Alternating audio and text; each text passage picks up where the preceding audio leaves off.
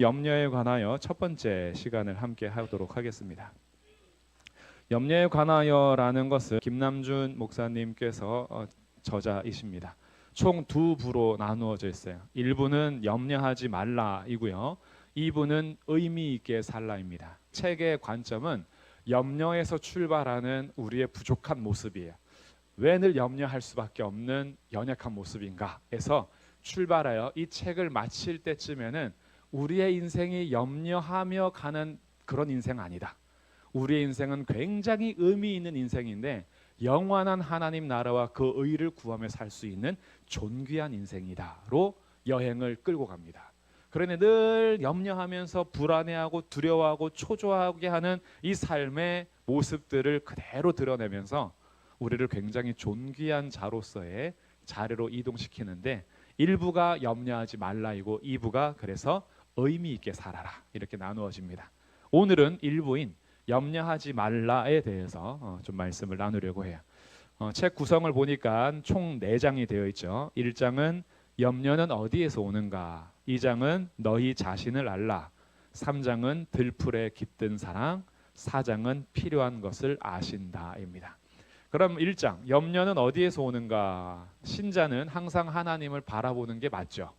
근데 바라봐야 할 때가 있고 안 바라봐야 할 때가 있을까요? 아니죠. 항상 바라봐야 합니다. 항상 바라봐야 돼요. 우리가 이스라엘 백성들이요, 애굽에서도 하나님 바라봐야 하지만 광야에서도 하나님 바라봐야 하고요. 가나안 들어가면 안 바라봐도 될까요? 가나안에서도 바라봐야 하는 거예요. 그 광야를 지나는 게 우리 인생의 한 부분이 아닙니다. 한 부분이 아니고 우리의 인생이 광야예요. 우리 인생 전체가 광야예요. 이 인생 전체의 광야가 지나고 나면 우리는 저 하늘 천국에서 영원토록 쉼을 얻게 될 겁니다. 근데 광야를 지나면을 오해하면요, 어려운 시절을 지나서 성공하는 걸 자꾸 바래요. 광야라는 시절 지나면 내가 더 성장하겠지, 성공하겠지. 그러니까 광야는 과거에 끝났으면 좋겠는 거예요. 광야는요, 우리 인생 전체입니다. 그래서 이 전체의 인생이 광야라고 할 때 그 광야에서 더 깊은 사막을 만날 때도 있고 불뱀을 만날 때도 있고 오아시스를 만날 때도 있고 광야의 처지가 다르죠. 애굽의 광야, 그리고 진짜 사막의 광야, 가나안이라는 광야, 바벨론이라는 광야, 광야의 환경은 다르지만 우리는 이 땅을 사는 동안에 항상 하나님을 바라봐야 합니다. 근데 바라봐야 하는데 특별히 더 바라봐야 할 때가 있다는 거예요. 특별히 더 바라봐야 할 때가 언제냐 하면 염려가 찾아왔을 때라는 거예요. 염려. 왜냐하면 이 염려라는 것은 어디서부터 오는 거냐? 불안이라는 감정에서부터 온다라고 얘기해줘요. 뭔가 아직 있지 않은 일이지만 생각 속에서 그 일이 일어날까 봐 불안해지는 거예요. 그럼 불안해지니까 어떻게 돼요? 염려가 찾아와요. 이러면 어떡하지? 저러면 어떡하지? 라는 것들이 막 찾아오는데 그 염려를 찾아오는 그 더 기초적인 감정은 불안이라는 감정이에요. 불안하다. 나의 자녀들을 생각하니까 불안해지고 나의 내일을 생각하니까 불안해지고 경제적인 상황을 생각해 보니까 불안해지고 건강을 생각하니까 불안해지고 이 불안이라는 것이 점점 커지다 보면은 염려가 꽉 차게 되고 염려가 발전하면은 두려워진대요. 아직 오지 않은 일이에요. 불안해서 출발했는데 두려움까지 생기는 거예요. 그 두려우면 어떻게 해야 돼요? 뭘 못해요. 두려우면요 꽉 막혀버립니다. 그러니까 두려워서 너무 이리저리 헤매다가 나중에는 절망까지 와요. 근데 아직 이게 생긴 일이에요? 안 생긴 일이에요? 안 생긴 일이에요. 불안이라는 감정에서 출발해서 절망까지 오는 거예요. 근데 절망이 오면 어떤 일이 일어나느냐? 신자의 마음이 이런 상태가 되면, 자, 이런 상태라는 것은 불안에서 출발하여 염려를 지나 절망까지 온 상태가 된 거예요. 그렇게 되면 하나님께서 주신 모든 아름다운 것들은 빛을 잃게 된다. 하나님께서 내게 주신 아름다움이라는 삶이 있어요. 근데 그걸 잃어버려요. 그러면서 사명에 대한 자각을 상실한대요. 나를 부르신 자리가 가벼워지거나 나를 부르신 사명에 대해서 잊어버리는 거예요. 그리고 일상의 의미, 일상의 삶이 굉장히 선물이거든요. 우리가 평상시를 보낸다라는 것이 큰 의미가 있습니다. 갑자기 큰 병이 찾아오거나 아니면 예기치 않은 사고를 만났을 때 그때 우리 알게 되죠. 아, 내가 아침에 일어나서 출퇴근하는 것이 은혜였구나. 내가 정말 밥을 제대로 못 먹는 그 아픔을 겪게 되면요, 평소에 밥 먹을 수 있었던 게 은혜였구나. 정말 크게 사랑하는 사람을 잃고 나면요, 그때 그 사람하고 째려보고 싸운 것도 은혜였던 거예요. 이제 그 상대마저 없는 거야. 그러니까 일상이라는 것은 되게 소중한 것이거든요. 우리가 일상에서 서로 만날 수 있다는 것, 같이 밥 먹을 수 있다는 것, 대화할 수 있다는 것, 굉장히 큰 의미가 있는데, 우리가 염려하면서 절망까지 오면은 일상에 대한 의미를 잃어버리니까 어떻게 생각하냐면 살아서 뭐해, 이렇게 되는 거예요. 일상이라는 것의 소중함을 상실해버리니까 차라리 죽지 뭐, 이렇게 살면 뭐해, 자기 존재에 대한 의미도 잃어버리는 거예요. 그러니까 인간관계의 가치가 사라집니다. 혼자가 돼버려요. 에휴, 그 사람 만나면 뭐해, 에휴, 저 사람 만나서 뭐해, 에휴, 가서 뭐 커피 마시면 뭐해, 에휴, 뭐 가서 밥 먹으면 뭐해. 인간관계에 대해서 식상해지는 거예요. 그러면 어떻게 돼요? 혼자서 계속 더 외로워져요. 그리고 결국에는 자신의 삶의 무게를 감당할 수 없는 마음의 상태가 되어버립니다. 감당이 안 돼요. 근데 이게 어떤 일어난 일에서 나타난 게 아니에요. 불안한 마음에서부터 출발한 거예요. 불안한 마음이 계속 쌓여서 내 마음에 계속 의심과 염려가 반복됩니다. 그러면서 절망의 상태가 돼버린 거예요. 그러니까 이런 염려는 잡아야 되는 겁니다. 잡아야 되는 거죠. 어떻게 잡는 것이냐를 이제 풀어가는 거예요. 근데 모든 사람이 염려합니다. 혹시 제가 질문해 볼게요. 나는 세상을 살면서 염려 한 번 없이 삽니다. 이렇게 사시는 분 계세요? 염려가 무엇이냐? 난 염려를 모르고 삽니다. 이런 분 없죠? 우리 모두는 염려가 찾아옵니다. 그래서 염려를 대하는 자세가 필요한 거예요. 염려는 누구에게나 있어요. 왜 나만 염려가 찾아오지? 안 그러셔도 돼요. 옆에 있는 사람 웃고 있잖아요. 그 속에 염려가 있어요. 아무 염려 없이 앉아 있는 것 같지만 다 염려됨이 있습니다. 나만 염려하지 않아요. 근데 염려를 대하는 자세가 달라요. 염려를 어떻게 대하냐에 따라서 우리의 오늘이 달라질 수 있는 거예요. 그럼 염려를 두 종류로 나눴습니다. 첫 번째 염려는 합당한 염려예요. 합당한 염려는 염려가 나름대로의 유익도 준다는 것이고, 이런 염려는 괜찮다는 거예요. 염려가 우리에게 합당하게 주는 유익은 뭐냐 하면 경계심을 갖게 합니다. 경계심. 이 약간 불안한 마음이 생기거나 염려 찾아오면은 조심하게 되죠. 조심해야겠다. 오늘 갑자기 아침부터 일어나가지고 컵이 떨어져서 깨지고 이러면 오늘 나가서 조심해야겠다. 뭐 이런 생각들 하잖아요. 어떤 경계심을 좀 갖게 돼요. 그리고 자녀들한테, 특히 엄마들의 그 촉이 있잖아요. 엄마들은 느낌이 있는 것 같아요. 뭔가 마음이 살짝 불안해지면 전화하죠. 별일 없어? 별일 없어요. 오늘 조심해. 뭘 조심해? 그냥 마음이 불안해 지금 뭔가. 그러면 이제 어떻게 해요? 그런 말을 들으면서 평소에는 그냥 길을 막 건널 때에도 엄마의 그 얘기가 생각나서 괜히 좌우로 한 번 더 살펴서 차 조심하고. 그러니까 이런 경계심을 갖게 하는 데에는 염려가 도움이 됩니다. 아무 염려 없어서 그냥 막 뛰어가고 무단횡단하고 나는 어차피 죽을 때 죽겠지 이러고 알아서 무단횡단하고 이렇게 하지 않아요. 염려라는 것은 이렇게 신호등을 안 지키면 사고 날 수 있어. 이것도 염려하는 거잖아요. 그러니까 어떻게 해요? 지키는 거죠, 신호등을. 그러니까 이거는 합당한 염려, 경계심을 갖게 한다는 거고요. 두 번째는 종류적으로 신령한 것들을 위한 염려는 합당하다 그래요. 신령한 것들에 대한 염려라는 건 뭐냐 하면 교회를 향한 염려 같은 거 있죠. 자신의 경건에 대한 염려. 요즘에 내가 이렇게 신앙생활해도 되나? 나 너무 기도 안 했는데? 요즘에 나 너무 성경을 사랑하지 않았네? 나 요즘에 너무 소홀히 했다. 이것도 자기 경건에 대한 염려예요. 야, 이렇게 지내다가는 나중에 진짜 한 대 맞을 수도 있겠다. 이렇게 내가 하나님과 멀어졌다가는 이거 큰일 날 수도 있겠다. 그러면은 이 신령한 염려는 자신의 경건을 다시 세워줍니다. 그리고 교회를 위한 염려들이 있어요. 교회를 생각할 때마다 교회가 부흥하면 좋겠는데, 교회가 건강하면 좋겠는데, 교회가 뭔가 분열이 일어나거나 교회가 좀 어려움을 당할 때 교회를 생각하는 염려들. 이건 신자로서 신령한 것에 대한 염려예요. 자기 먹고 사는 문제에 대한 염려가 아니라 주님의 교회를 향한 염려들. 그 염려는 어떻게 할까요? 기도하게 합니다.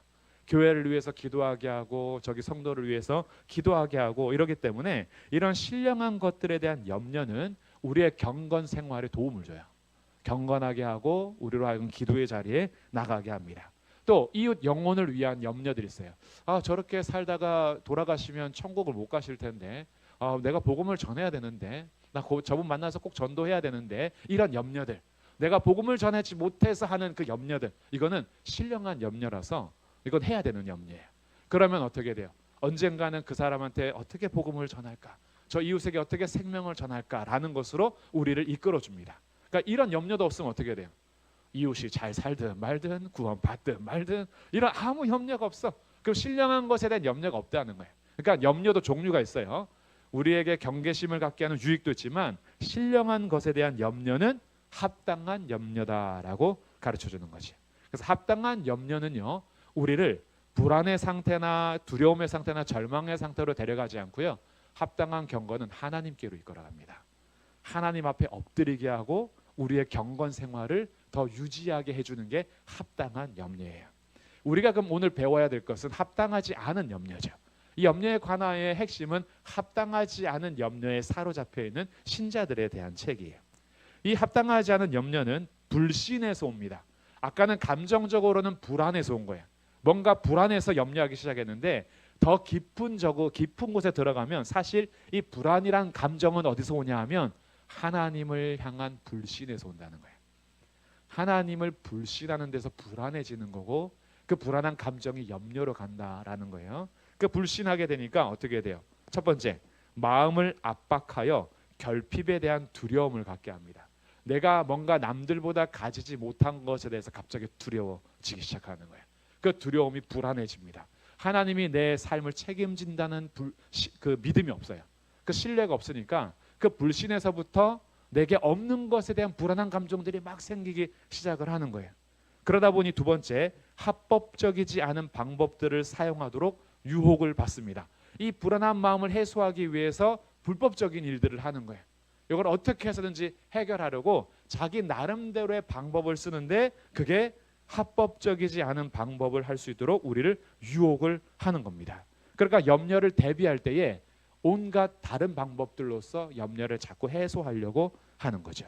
예를 들어서 술을 잔뜩 마신다거나, 걱정, 근심 찾아오고 결핍이 느껴지니까 가서 그냥 먹고 죽어라고 하면 그냥 짠 하면서 지내는 거야. 이제 그 다음날 어떻게 돼요? 불안이 사라집니까? 그 다음날 또 속도 쓰리면서 불안은 여전하고 염려는 여전히 있어요. 그러니까 잊어버리는, 그냥 잠깐 순간 잊어버리려고 하는 그런 것들. 아니면 돈에 대한 염려들이 너무 찾아오니까 어떻게 해요? 사채업도 하고 막 하는, 그런 데 가서 더 큰 수렁에 빠지게 될 수 있는 이런 일들을 이런 일들을 할 수 있도록 자꾸 유혹을 받을 수 있다는 거고요.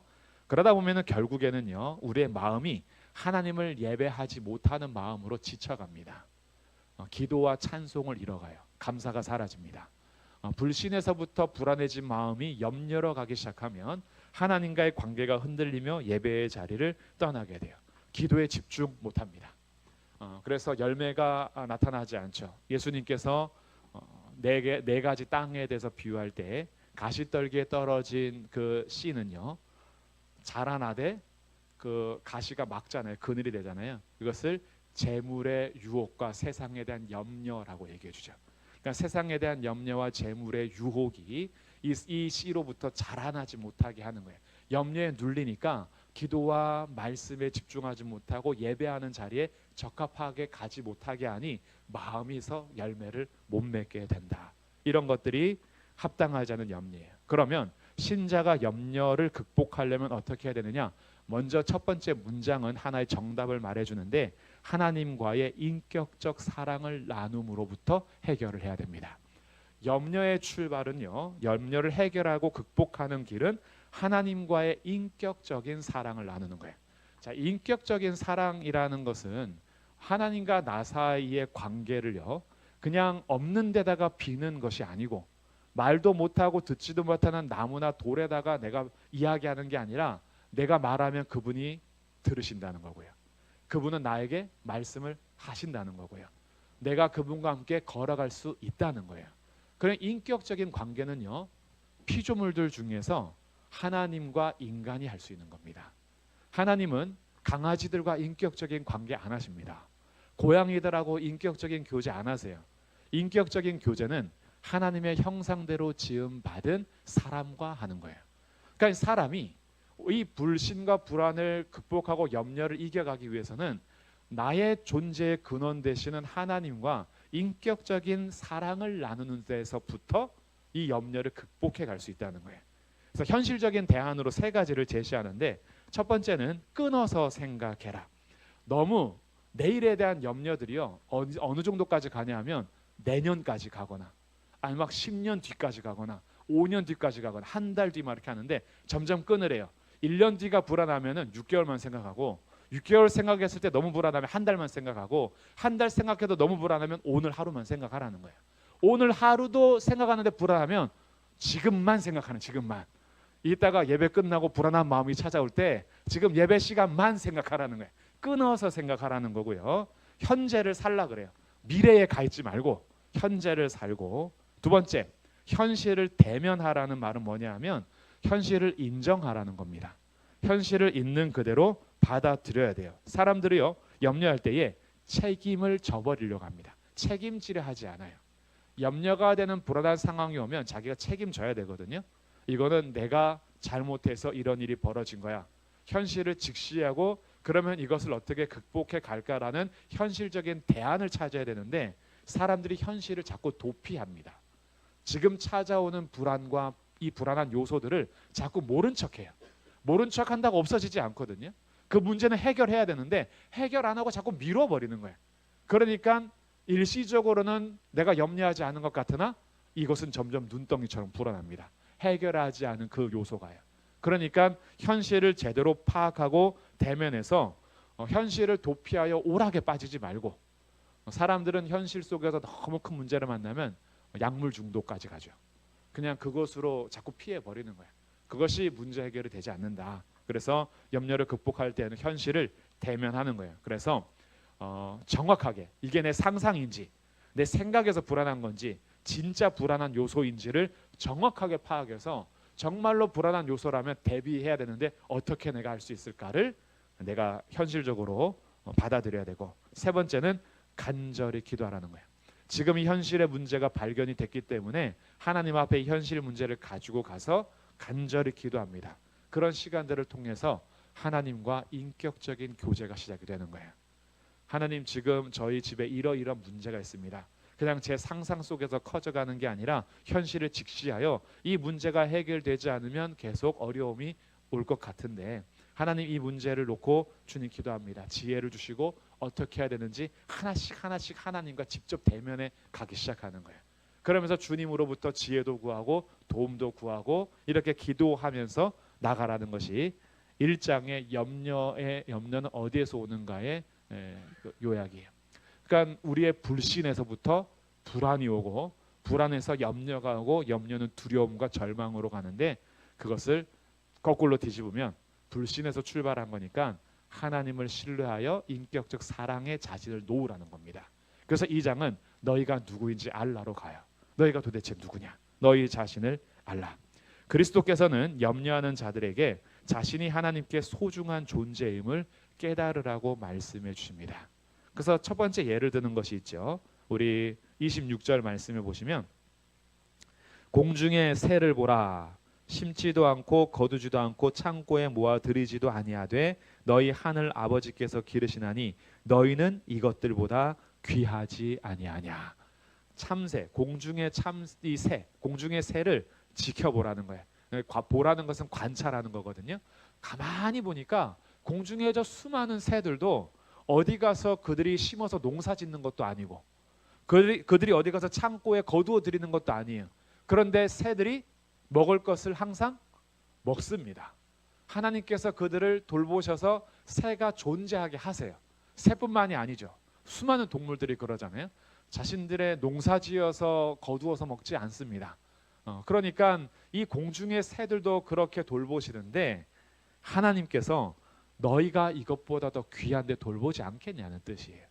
그래서 우리의 존재에 대해서 생각을 하게 하는데, 첫 번째, 2장의 첫 번째, 하늘 아버지께서 공중의 새들을 돌보시는 것을 보라는 것은 하나님이 우리 아버지라는 사실을 잊지 말라는 겁니다. 이것이 신앙의 핵심이에요. 여기는 다 우리 아빠, 엄마, 할아버지, 할머니로 지금 지내실 텐데, 자녀들을 우리가 기억할 때요. 자녀들을 우리는 소중히 여기잖아요. 소중히 여길 때에 항상 우리들은 자녀들이 어려움을 당하면 어떻게 해서든지 도와주고 싶은 마음이 모든 부모님께 있습니다. 그리고 내가 능력이 되고 도와줄 수 있으면 거기서 해결하고 나올 수 있도록 도와주죠. 그리고 내가 해결이 안 되고 능력이 안 되면 다른 방법을 동원해서라도 내 자녀들을 돌보고 싶어 합니다. 우리가 유한하고 한계가 있음에도 불구하고 그 하나님 아버지가 우리의 진짜 아버지라는 것을 내가 믿는다면 하늘 아버지는 우리가 자녀들을 생각하는 것보다 더 귀하게 우리를 돌보십니다. 그리고 우리 하늘 아버지는 능력도 무한하십니다. 인간의 부모님과는 비교할 수 없는 능력 전능하신 하나님이시고 전지하신 하나님이세요. 근데 그분이 내 아버지가 되시는데 우리가 이것을 잊어버리고 살면 안 되는 거죠. 하나님이 내 아버지심을 잊지 말아라. 그래서 어디 가서 당당하게 부족해도 우리 이런 거 있잖아요. 저희 아버지 돈 많아요. 저희 아버지 힘 있어요. 저희 아버지가 도와줘요. 라고 했을 때 하늘만 빼면 우리가 엄청 든든한 백이 있다라고 알 거예요. 우리 속으로는 거죠. 우리 하늘 아버지. 우리 하늘 아버지가 엄청난 백이거든요. 근데 실제로 우리가 그것을 믿고 사는 거예요. 하나님 아버지께서 나를 돌보신다는 걸 잊지 말아라. 두 번째, 하나님께서 당신의 자녀들을 귀하게 여기신대요. 하나님은 정말 귀하게 여기십니다. 어느 정도로 귀하게 여기시냐 하면 가장 사랑하는 아들 예수님을 보내셔서 우리를 구원하기까지 그렇게도 귀하게 여기십니다. 그러니 하나님의 사랑을 믿기 시작하면 염려가 사라지기 시작해요. 하나님이 나를 돌보신다는데, 하나님이 나의 삶을 책임져 주신다는데 왜 내가 불안하고 염려하며 살았을까 해서 하나님의 사랑을 확신하는 데서 염려가 사라지기 시작합니다. 하나님이 나를 진짜로 소중히 여기시거든요. 주님이 우리를 도우신다라는 분명한 백을 가지면 우리들은 세상 속에서 염려하면서 불안해 사는 것이 아니라 주님이 날 돌보신다. 이렇게 하면서 염려를 이겨가는 겁니다. 그리고 이제 또 하나의 예는 3장인데 들풀에 깃든 사랑이에요. 공중의 새와 더불어서 28절에서는 들의 백합화를 보라고 하십니다. 28절 말씀 우리 같이 한번 읽어볼게요. 28절 말씀 시작. 또 너희가 어찌 의복을 위하여 염려하느냐. 들의 백합화가 어떻게 자라는가 생각하여 보라. 수고도 아니하고 길쌈도 아니하느니라. 들의 백합화를 통해서 우리 존재를 확인하게 하는데 성경에서 백합화는 두 가지 상징을 합니다. 근데 굉장히 상반된 상징인데 첫 번째는 백합화는 고귀함을 상징을 해요. 아가서에서는 신랑이 신부를 비유할 때 백합으로 비유합니다. 그만큼 그 신부가 고귀하다라는 것이고 솔로몬의 성전 꼭대기 모형이 백합화 모형이에요. 그러니까 성전의 모형이 백합화로 들어간 것은 또 그만큼 고귀하다라는 것을 상징하는데 오늘 말씀에서는 두 번째 의미인 거죠. 백합화는 하찮은 겁니다. 그게 뭐냐 하면 그냥 들에 널려 있다라는 거예요. 좀 존재 가치가 아니라 그냥 좀 널려 있다 이런 뜻이에요. 어딜 가든지 볼 수 있는 게 백합화라는 뜻이에요. 그러니까 이 백합화는 그냥 여러 사리해의 풀 중에 하나고 꽃 중에 하나이고요. 언제든지 뽑아서 아궁이에 던져질 수 있는 풀입니다. 그럼에도 불구하고 하나님은 이 들에 핀 백합화를 귀하게 여기시죠. 어떻게 어느 정도까지 귀하게 여기시냐면 29절에 솔로몬의 모든 영광으로도 입은 것이 이 꽃 하나만 같지 않다. 솔로몬이 그렇게 화려한 왕복을 입어도 들의 백합화가 더 아름답다는 거죠. 그 정도로 하찮게 널려 있는 꽃이지만 하나님은 이 백합화를 귀하게 여기시고 보신다는 거예요. 그리고 사람들은 이 백합화를 쳐다보지 않을지 몰라도 주님은 자기가 지은 모든 것을 아름답게 보십니다. 사람이 지은 옷보다도 아름답게 보신다는 거예요. 그러니 하나님 지은 모든 것이 가치가 있고 아름답다는 데서 들의 백합화를 생각해 보라 한 거예요. 하물며 너희일까 보냐 하는 거죠. 자 30절. 오늘 있다가 내일 아궁이에 던져지는 들풀도 하나님이 이렇게 입히시거든 하물며 너희일까 보냐. 믿음이 작은 자들아. 이런 들의 백합화도 돌보시고 입히시는데 아니 그거보다 더 귀한 너희들을 내가 입히지 않을까? 내가 너희들을 돌보지 않을까? 왜 이렇게 믿음이 작니? 라고 얘기하는 거예요. 그러니 주님은요, 우리를 드레핀 백합화보다 훨씬 돌보시는 하나님 되십니다. 그래서 우리에게 요구하는 게 뭐예요? 믿어라라는 거예요. 왜 그걸 모르냐? 믿음이 작은 자들아 하는 것은 내가 너희를 그렇게 사랑하고 돌보고 있음을 좀 믿어라라고 요구하는 겁니다. 그러면 믿음의 요소에는 네 가지가 있어요. 주님이 우리에게 요구하는 믿음이요, 첫 번째는 포기하는 믿음인데, 이 포기라는 것은 하나님과 예수님 외에 나를 행복하게 해줄 요소들을 내가 막 생각하면서 예수님이 아닌 다른 것을 통해서 얻고자 하는 행복을 내려놓는 것을 포기라고 합니다. 그러니까 많은 현대인들 그리고 많은 사람들이 예수님으로 행복한 삶을 사는 것이 아니라 예수님 말고 행복한 삶을 살아가려고 하는데, 믿음은 그것을 내려놓는 거예요. 예수님을 떠난 행복은 행복이 아니다. 이것을 내가 믿는 것이 첫 번째 포기라는 요소이고요. 두 번째는 찬동이라는 건데, 찬동은 찬성하고 동의한다는 거예요. 복음에 대해서 들었을 때에 복음의 내용에 대해서 내가 찬성하고 동의하는 것에서 지적인 요소, 믿음이 시작이 되고요. 또 인정하는 건다. 인정, 마음으로 내가 깊이 받아들이는 거예요. 이 복음에 대한 지식을 듣고 나서 내 마음으로 하나님을 받아들이며 하나님의 존재를 인정하고 내가 받아들이는 삶. 네 번째, 의존합니다. 하나님께 나를 맡기는 거죠. 그분을 전적으로 신뢰하는 것, 이것이 믿음의 네 가지 요소예요.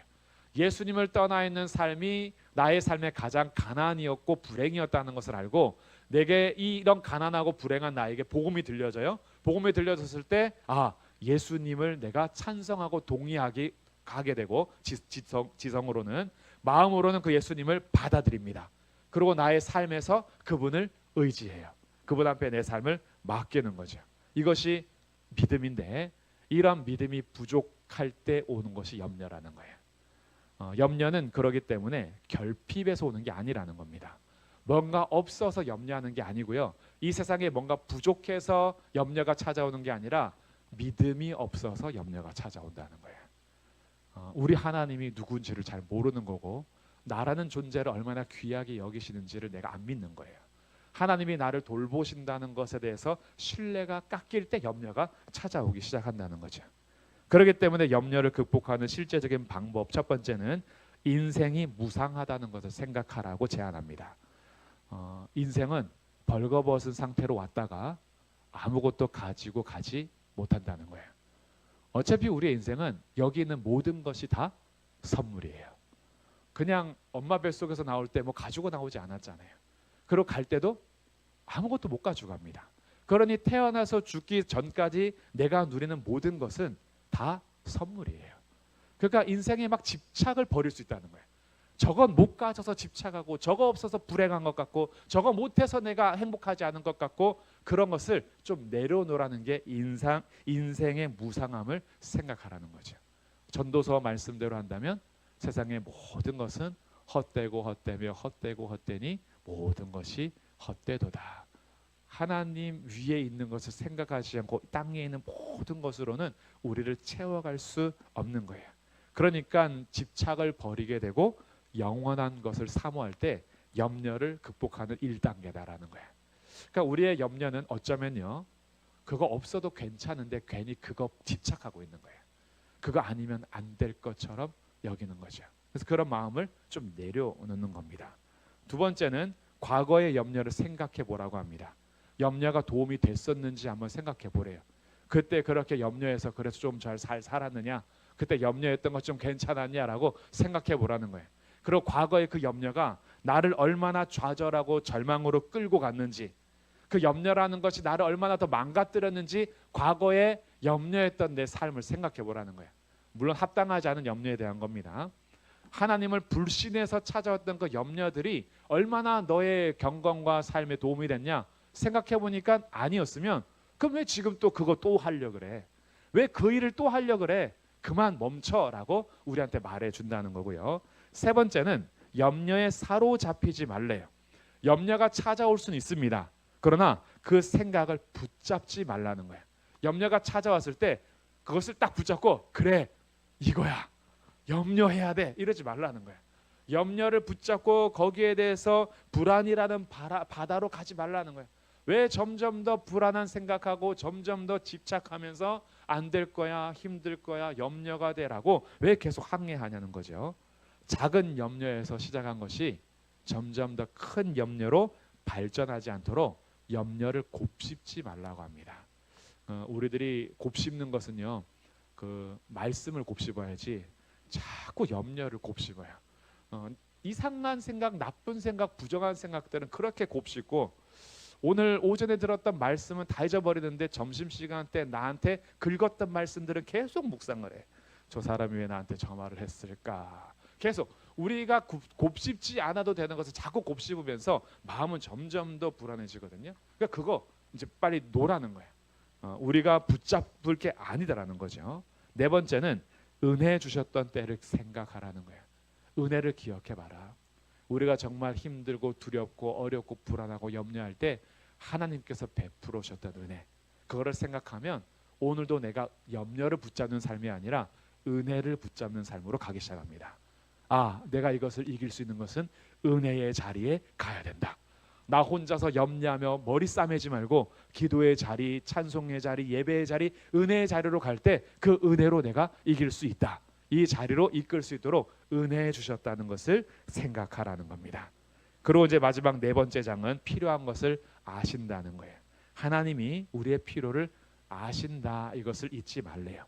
이방인들의 해결 방식이 있고 신자의 해결 방식이 있는데, 이방인들은요 늘 이 세상에서 먹을 것과 입을 것과 마실 것에 대해서만 집중하고 구합니다. 왜? 이 땅의 삶이 자기의 전부니까요. 여기에서 잘 먹고 잘 사는 게 자기의 행복이에요. 그러니까 신을 믿는다라는 것도 사실 내가 잘 되기 위한 거니까 신을 섬기기는 하지만 그 신을 사랑하지는 않아요. 신에게 뭔가를 바쳐서 내가 잘 되면 돼요. 그 신이 나한테 뭘 요구하든지 그거를 함으로 내가 복을 받고 그걸 함으로 문제를 해결하면 돼요. 그러니까 신은 나를 잘 되게 해주시는 분이고 문제를 해결해 주시는 분이니까 신을 섬기는 건 해요. 신이 요구하는 것도 합니다. 근데 그 신을 사랑하지는 않아요. 내 마음의 사랑은 누구에게 있냐면 나한테 있어요. 자기 사랑하지 신을 사랑하지 않습니다. 내 사랑이 크기 때문에 나를 행복하게 하기 위해서 신이 필요한 것이, 내가 신을 사랑해서 그분과 교제하려고 하지는 않는다는 거예요. 이게 이방인들이라는 거예요. 이방인이고 이방신을 섬기는 종교는 그렇습니다. 내가 원하는 것을 얻기 위해 신앙생활을 하는 거예요. 근데 우리들도 봐야 돼요. 나는 혹시 이방신 섬기는 것처럼 하나님을 섬기고 있는 건 아닌가? 나는 그냥 내가 원하는 거 얻기 위해서 하나님이 요구하는 걸 하면 하나님이 복 주시고 하나님 문제 해결해 주고 그냥 나 행복하게 해주고 좀 잘 되게 해주고 내 원함을 위해서 하나님을 섬기고 있는 건 아닌가? 그렇다면 그거는 하나님이 진짜 우리에게 원하는 신앙생활이 아닌 거예요. 주님이 진짜 원하는 건 하나님과 하고 우리하고 교제하기를 원하시는 겁니다. 하나님은 우리하고 사랑하기를 원하시는 거지, 그냥 우리 여기다가 던져놓고 내가 행복 줄게, 기뻐해, 내가 즐겁게 해줄게, 잘 되게 해줄게, 너 나한테 와가지고 헌금해, 너 나한테 와가지고 엎드려, 뭐 이런 관계 하려고 우리 창조한 게 아니에요. 주님은 우리를 진짜 사랑하기 위해서, 정말 사랑의 관계를 위해서 자기 아들 예수님까지 주면서 우리를 관계를 회복시켜 주신 거예요. 근데 우리도 여전히 이방인처럼 이 땅에 먹고 마시고 입는 것에만 초점 맞추어서 하나님이 이걸 해결해 줘야 되고 저것도 해결해 줘야 되고 나 행복하게 해줘야 되고 내가 원하는 것을 얻기 위해서 신앙생활 한다 그러면 우리는 이방인들이 구하는 것처럼 구하는 거지. 그래서 예수님께서 너희가 기도할 때에 이방인처럼 구하지 말라고 하는 겁니다. 얻고 싶은 바를 부지런히 말했는데 안 이루어지면 어떻게 돼요? 염려만 계속 커질 뿐이에요. 그러니까 계속 중언부언해요. 계속 했던 말하고 그거 뭘 정말 하나님하고 나하고 관계를 해야 되는지는 모르고 그냥 아무 생각 없이 이루어질 때까지 그것만을 바라면서 기도를 하죠. 근데 신자는 아니다라는 거예요. 신자의 해결 방식은 다릅니다. 하나님과의 인격적인 사랑과 신뢰의 관계 속에서 더 높은 목적을 향해 믿음으로 나아갑니다. 지금 내게 일어난 일들이 내가 원하지 않은 일일 수도 있고 내가 생각하지 않은 일일 수도 있어요. 그러나 신자는요, 이 일을 통해서 하나님과 더 깊은 사랑의 관계를 유지하고 나아가기를 기도하는 거예요. 우리에게 예기치 않은 아픔이 왔을 때 원망하고 불평할 수도 있잖아요. 하나님, 내가 건강으로 해서 기도했는데 왜 저 아프게 하십니까? 하나님, 제가 부자 되게 해달라 했는데 왜 가난해서 못 벗어납니까? 늘 이렇게만 하지 않고 이 아픔을 통해서 하나님과 더 가까운 관계로 나가게 되는 거예요.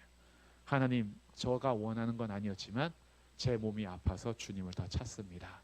하나님, 이 시간 통해서 하나님과 더 인격적인 만남을 갖고 싶고, 욥이 고난받기 전에는 귀로만 들었던 그 하나님, 그러나 고난받으면서 눈으로 배웠던 그 고백, 정말 이제 육체 밖에 계시는 주를 바라보면서 나의 소망이 그분께 있어서 지금은 내가 이렇게 부족하고 미천하고 정말 썩어져서 이 구더기가 내 몸에서 나올 정도지만 주님이 나를 정금같게 나오게 할 것을 기대하면서, 이전에는 귀로만 들었던 이 신앙 고백이 눈으로 배우면서 하나님 앞에 엎드려 주님 앞에 회개하고 나갔던 욥을 보니, 나의 삶의 이런 고난도, 나의 삶의 이런 어려움도 주님 앞에 더 가까이 가는 관계가 되기를 바라는 게 신자의 해결 방식인 거예요. 그러니까 신자들은 이 고난의 시간을 통하여서 오히려 하나님, 고난받기 전에는 내가 몰랐는데 고난이 내게 유익이 되었습니다. 그러면서 이 광야 생활 속에서 사막의 길을 걸어갈 때 목말랐던 것이 주님을 더 찾게 되었고, 배고팠던 것이 더 주님께 매달리게 되면서 하나님과의 사랑이 깊어지는 거예요. 이것은요, 이렇게 생각하면 고난 싫은데 이렇게 할 수 있잖아요. 이렇게 좀 생각해 보시면 어떨까요? 우리 가족의 부부 관계가요, 부부가 있어요. 아니면 부모와 자녀가 있어요. 문제가 없어요. 그리고 늘 부유합니다. 늘 채워져요. 원하는 것마다 다 해결해줘요. 근데 부부가 사랑 안 해요. 부모하고 자녀하고 사랑이 없어요. 왜? 부족한 게 없으니까 부딪힐 일도 없었고, 그냥 집도 넓어. 각각 방에 들어가서 나오지 않아도 돼. 그러니까 가족이 풍요로운데 그 안에 진짜 뭐가 없냐 하면 가족끼리 인격적인 사랑이 없어. 요즘에 뭘 구하는지도 몰라. 그냥 각자 알아서 카드 다 쥐고 있고 알아서 잘 사니까 몰라. 근데 오히려 힘들어져서 망했어, 집이. 그래서 단칸방으로 이사를 가게 됐어.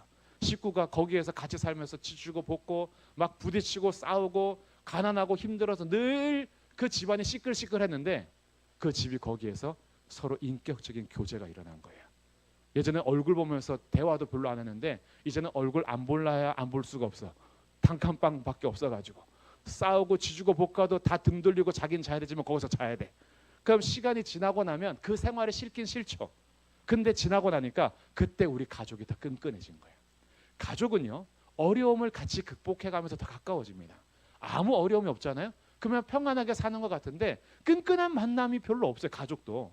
근데 가족이 같은 문제를 가지고 해결해 나가려고 애쓰다 보면 부부도 마찬가지잖아요. 부부도 어려운 일들을 같이 해결해 나가면서 더 가까워지고 더 이해하게 되고 싸우고 지주고 볶으면서 서로를 더 알아가요. 그러면서 부부로서 하나가 더 되어가죠.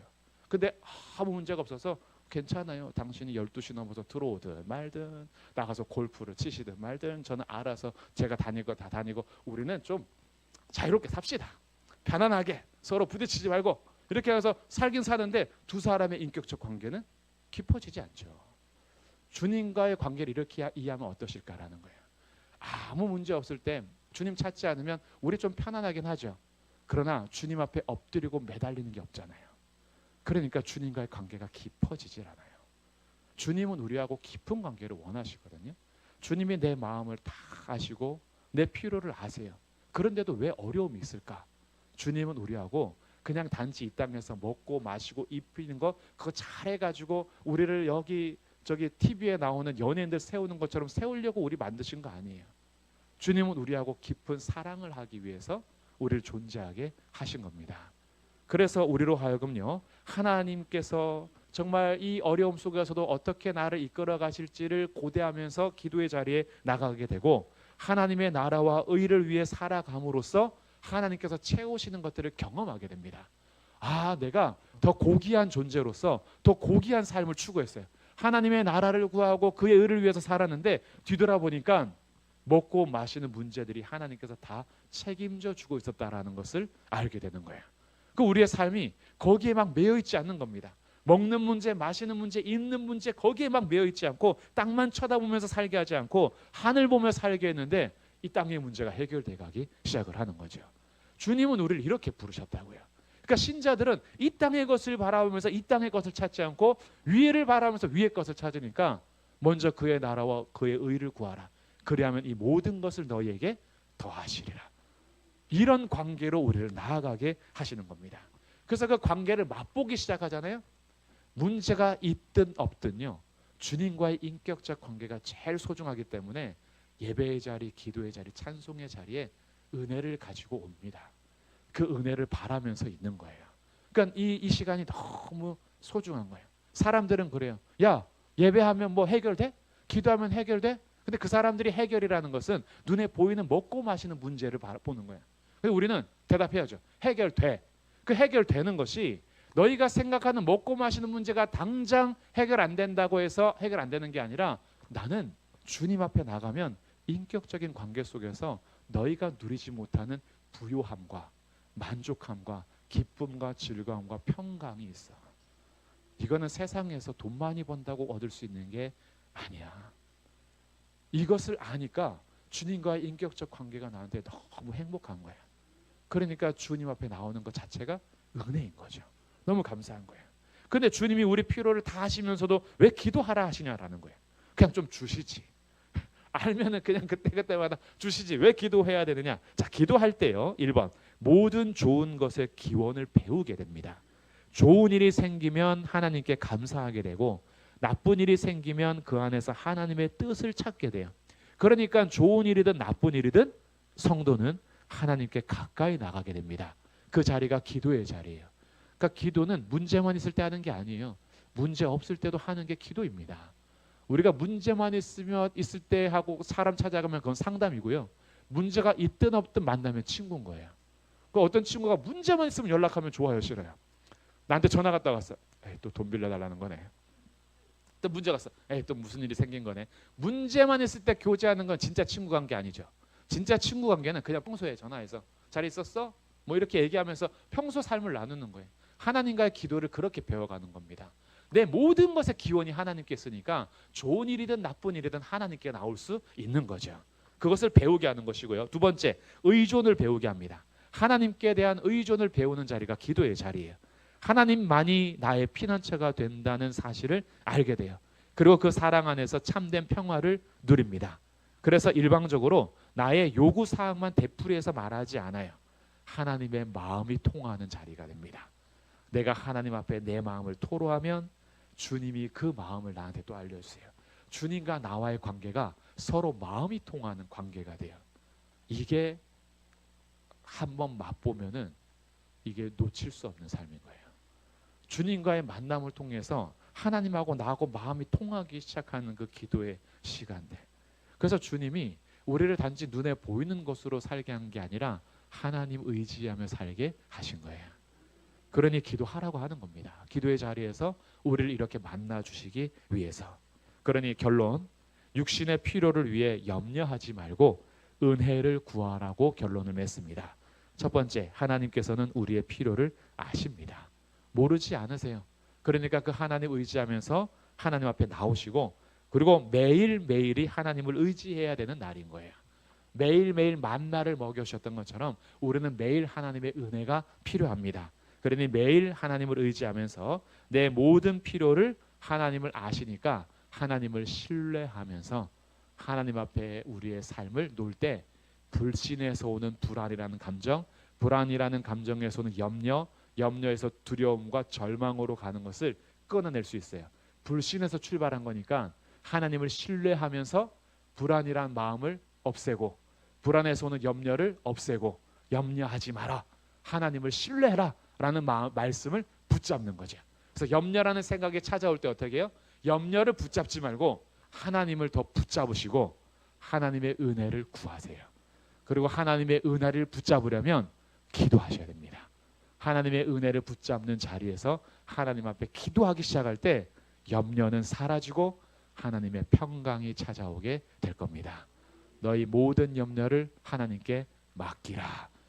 그리고 염려가 생길 때마다 오히려 감사함으로 하나님께 아뢰라.